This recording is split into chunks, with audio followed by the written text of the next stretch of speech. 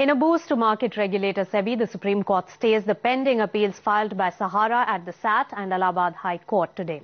Now, SEBI had sought a stay claiming that Sahara's appeals at other forums were delaying the refund of 24,000 crore rupees to the investors. Mrinalini Krishna reports on that. It's a big blow for Subrata Roy as well as Sahara Group companies. The Supreme Court today has stayed all orders and proceedings in the matter that are taking place at other judicial fora. This includes the 4 appeals that have been filed before the Securities Appellate Tribunal by the 2 Sahara company directors as well as Subrata Roy against SEBI's attachment of their properties as well as freezing of their bank accounts.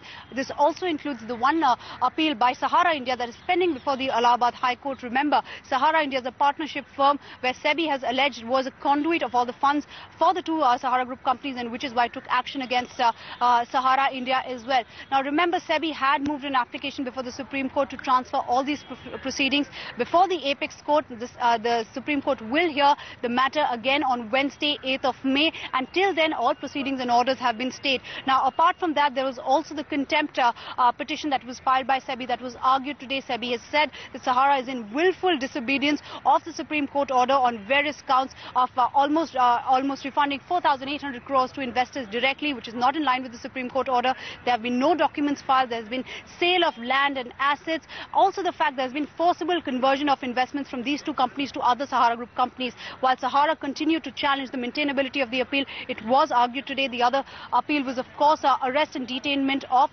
Subrata Roy as well as the directors of the company. That too was argued today. However, all 3 matters of transferring all these other proceedings before Supreme Court, the contempt petition as well as the arrest and detainment petition of Subrata Roy will be heard by the Supreme Court on Wednesday, 8th May.